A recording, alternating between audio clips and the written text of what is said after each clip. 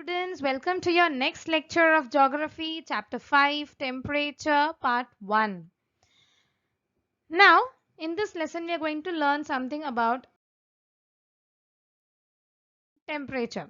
Now, what is temperature?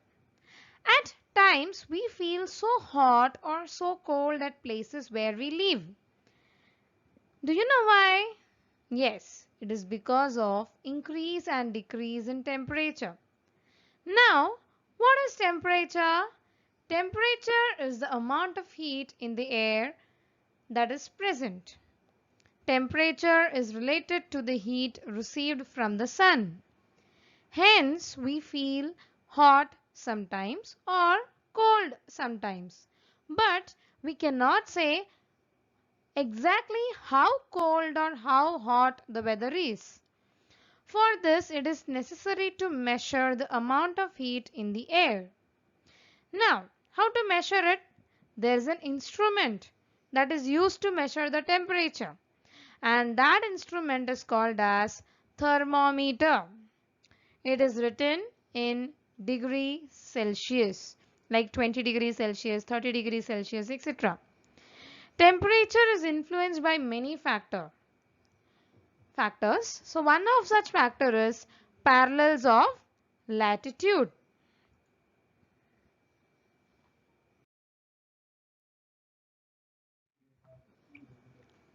Now, sun rays coming towards the earth travel in straight lines. However, as the earth is spherical in shape, these are not perpendicular to all the parts of earth's surface. In some parts they are perpendicular, whereas in other parts they are slanting. Now let us see what effect it has on the earth. For this, let us have an activity. Take a torch light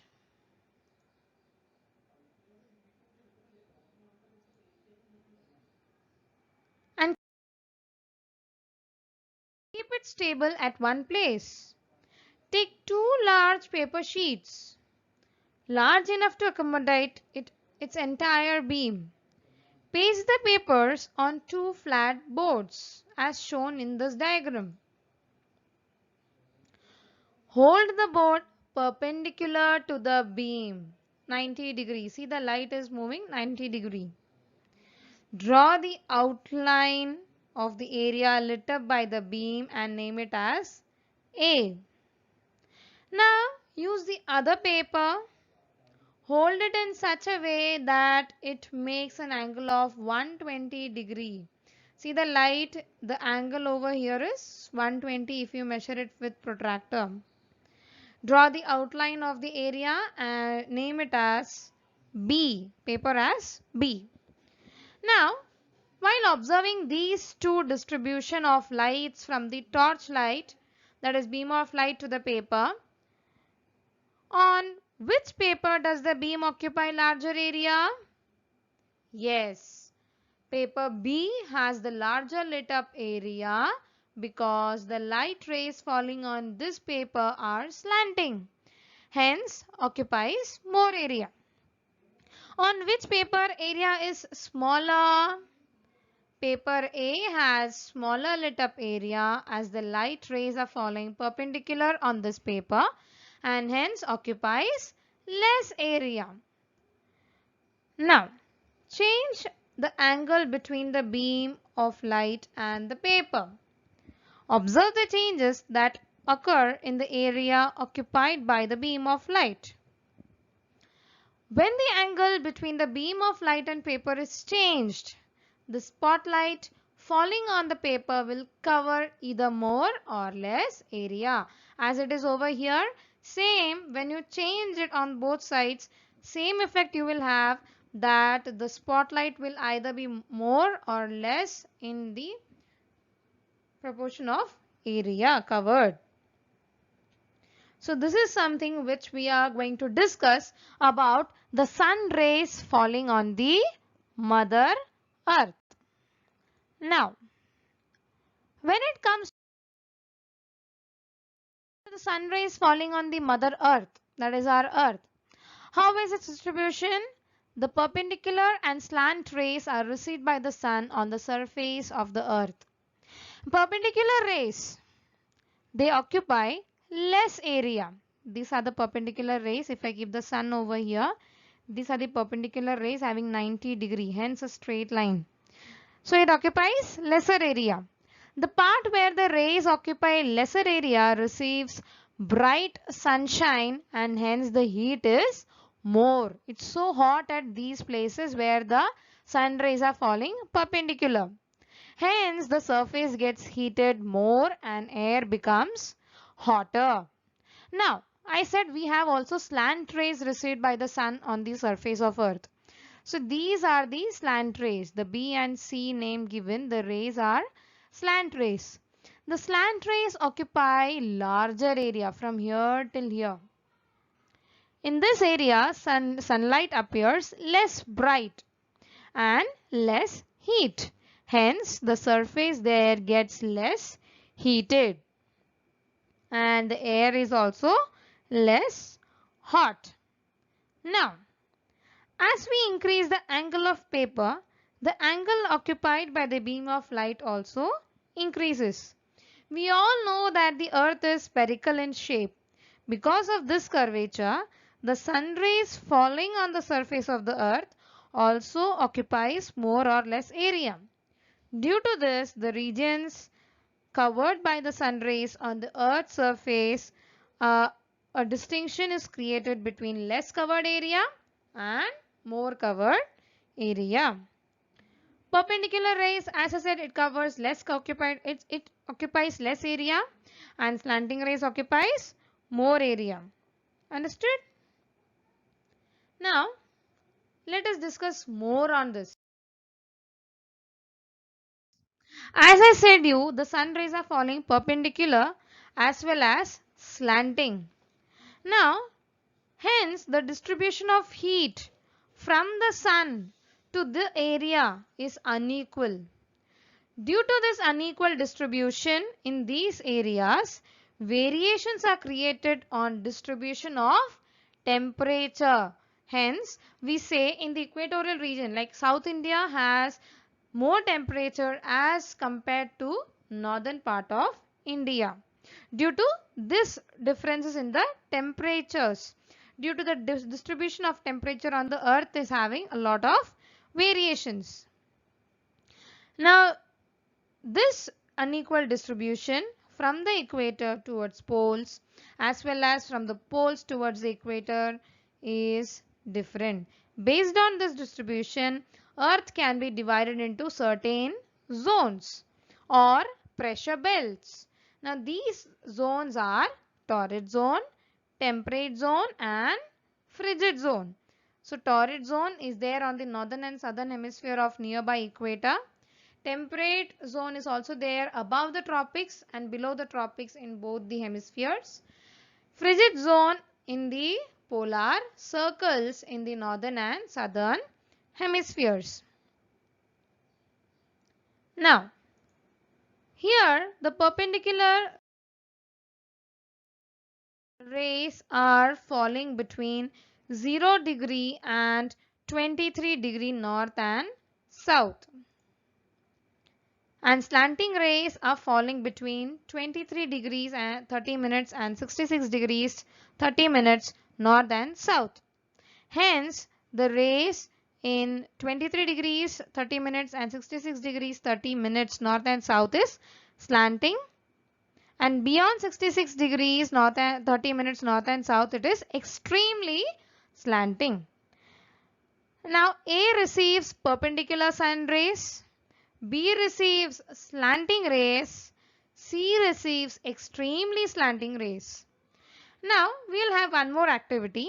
Use a scale and measure the lit up area in all the regions. Now when you keep your scale over here in between these two lines in the region A, the measurement will be 0.8 centimeter. When you place your scale in the region B, there the measurement will be, the length will be 0.9 centimeter. In the region C, the length will be 1.6 centimeter. Now, temperature will be high on the equator as it receives perpendicular sun rays. Temperature will be moderate at the Tropic of Cancer and Tropic of Capricorn as it is receiving slanting rays. And it will be low at the Arctic Circle and the Antarctic Circle. You can see the dot that is passing on in the diagram so that you can understand whatever I am explaining. Now,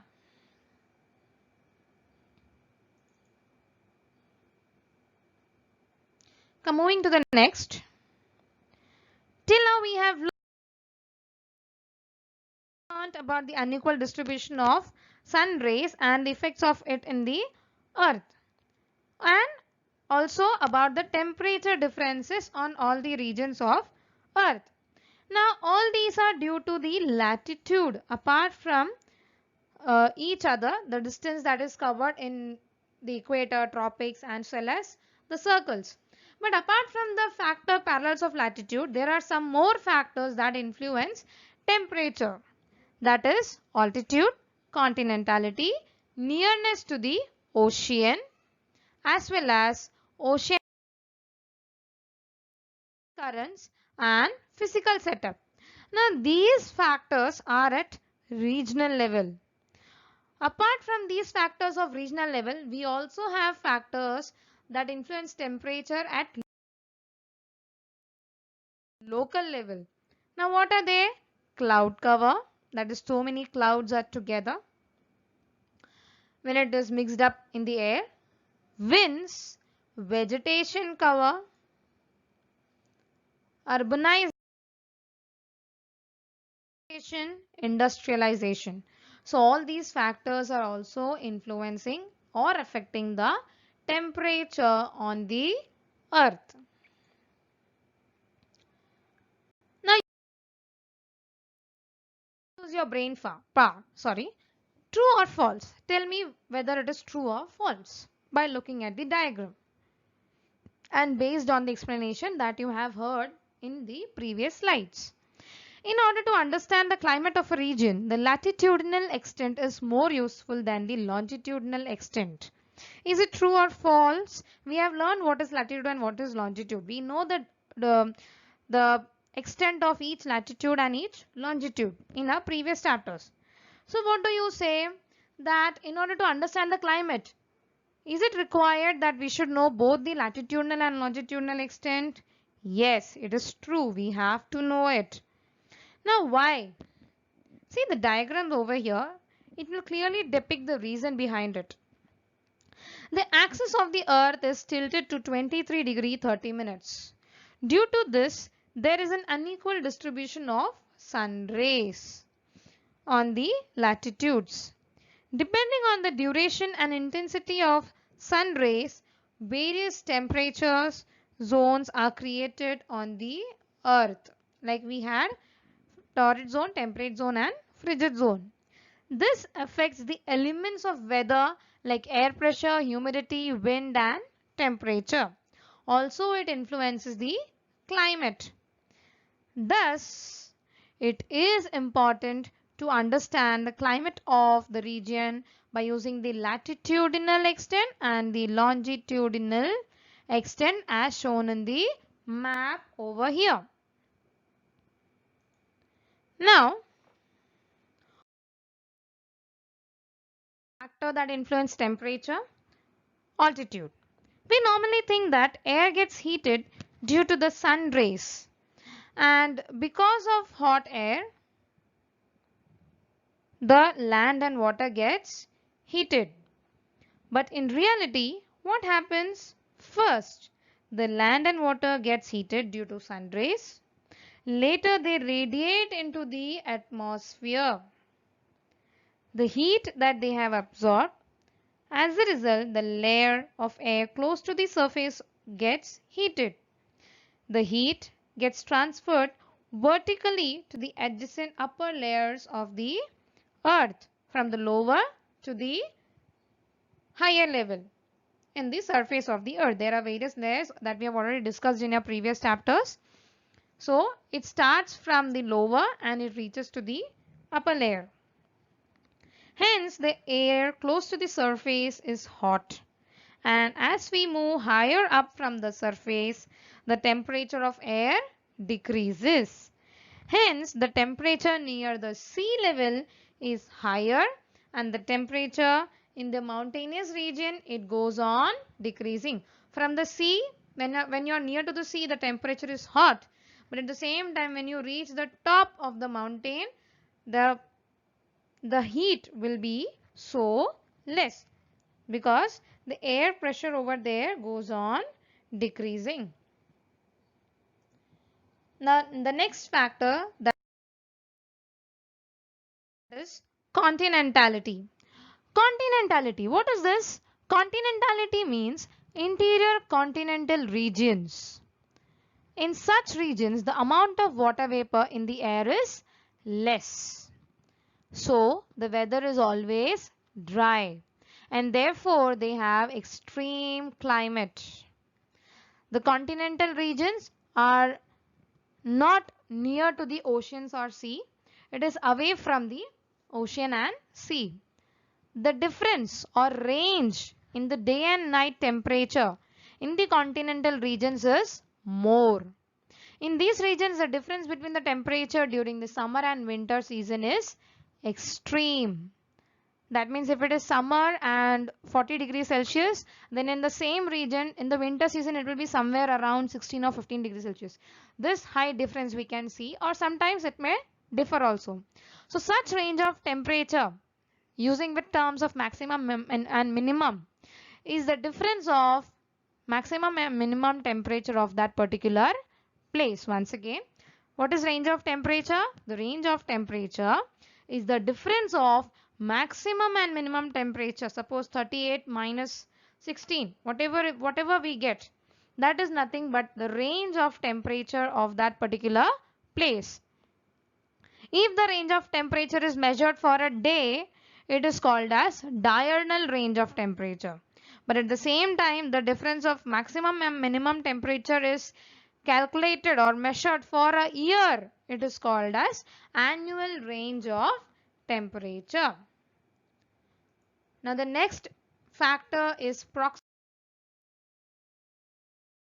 to the sea or nearness to the ocean. The areas near to the oceans or seas. Now here, temperature of a coastal regions gets affected by the proximity of the ocean. Land gets heated quickly and cools down quickly. At the same time, water takes more times to get heated and it cools down also slowly. Now let's have an activity to understand this concept better.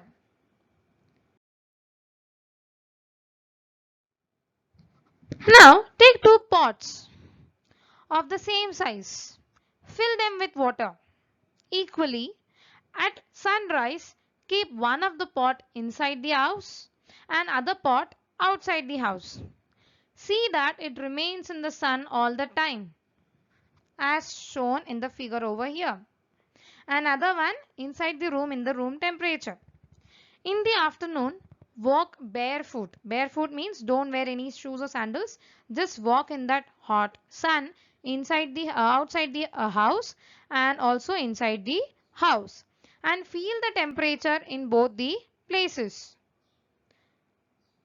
And write your observations of land and water that you are experiencing outside the house and inside the house. Now what are the observations? In the afternoon, when you are outside the house in barefoot, the land is hot and water is warm. Inside the house, what is the observation during the afternoon?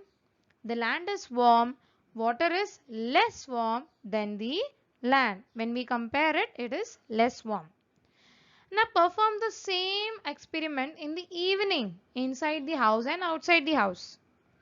What is the observation? Inside the house, the land is cold and water is slightly warm. Still the warmth is there in the water, but land has cooled up. But outside the house, what is happening? The land is very cold and water is still warm. What does this say? The time taken by the land to change from warm to cold happens quickly. But for water, it is a very, very slow process.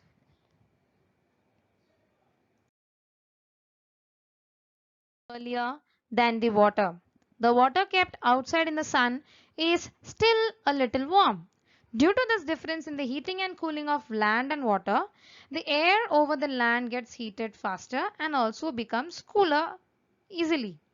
The air in water gets heated slowly and also it cools down slowly.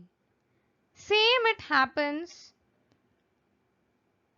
in the continental areas and the coastal areas.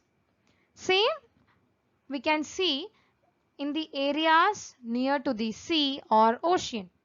Now in the coastal areas, that is areas near to the sea and ocean, as compared to the continental areas, that is away from the sea and ocean, the temperature of air is lower during the day and warmer at night. The temperature of air in the continental areas is higher during the day and lower at the night. Once again, in the coastal areas, the temperature of air is lower in day and warmer at night. The temperature in continental areas is higher in day and lower at night. Understood? Just opposite. If suppose you are living near to the sea, your day will be almost cool and night will be a bit hot. The night will have some warmer temperature in it. When you are in continental areas, the temperature in the day will be higher and lower at the night. Now, coastal areas and continental areas here. Now, in coastal areas, because of heating of sea water, water vapor gets mixed up with the air. This water vapor holds the heat in the air. As a result, the air in the coastal areas remains moist and warm. Conditions in the continental areas are different. In these areas, it's different as compared to the coastal areas. As water vapor is absent in the continental areas, the air remains dry. This leads to sharp differences in the day and night temperature. In short, the difference in the day and night temperature is less in the coastal areas and it is more in the continental areas.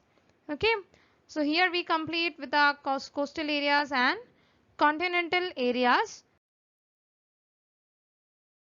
concept.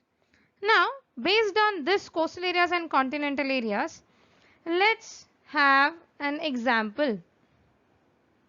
Now, here is a map of Maharashtra where I will show you this area is Konkan and this is Vidarbha.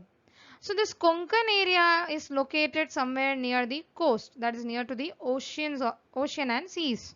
But Vidarbha is entirely continental area. Now, the temperature in the Mumbai are even, but at Nagpur they vary a lot. In the coastal region of Konkan, the range of temperature is less, but in Vidarbha, the range of temperature is more. Range of temperature means the minimum and maximum temperature counted in a day or in a year. Therefore, coastal areas have equable temperatures. That means if I take the maximum and minimum, the differences of it, it is in the equal manner. Somewhere it is in proportion, 1:1 ratio.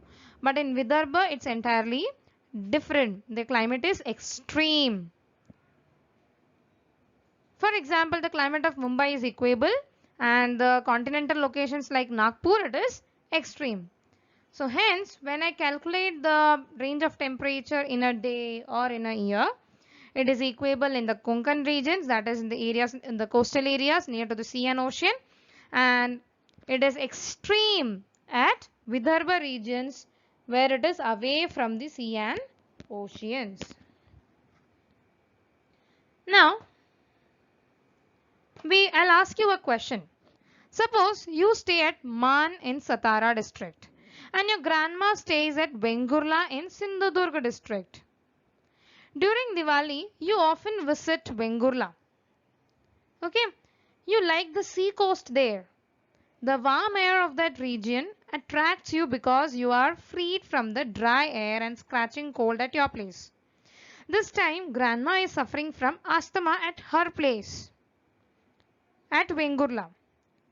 Doctors have advised her to stay at a place which has a drier climate.